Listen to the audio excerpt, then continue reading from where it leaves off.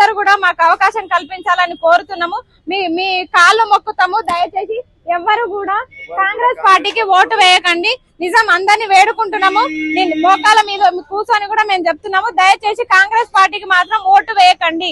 మరీ చెప్తున్నాం. మేము ఎంత నష్టపోతే ఇంత బాధపడతామో చూడండి, ఒకసారి అర్థం చేసుకోండి. నిరుద్యోగులం ఈ రోజు ఇక్కడికి వచ్చి ఇంత ఆవేదన చెందుతున్నామంటే మా ఇంట్లో పరిస్థితులు ఏవి కూడా మాకు చక్కగా లేవు.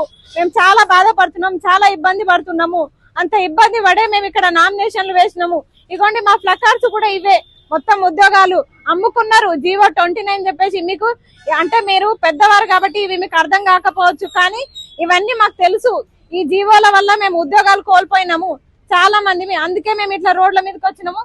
దయచేసి మీరు అందరు కూడా పెద్ద మనసుతో అర్థం చేసుకొని కాంగ్రెస్ పార్టీకి మాత్రం ఓటేయకండి. నేను చెప్పడం కాదు, మన ఇంట్లో ఉండే మహిళలకి ఫ్రీ బస్ అని చెప్పారు, కానీ మీతోనే ఎక్కువ ఛార్జీలు వసూలు చేస్తున్నారు. ఇవి మేము చెప్తున్నాం కాదు, మీరు చూస్తున్నారు. రియల్ గా మీరే బస్సులు ఎక్కినప్పుడు మీరు గమనిస్తున్నారు ఇవన్నీ.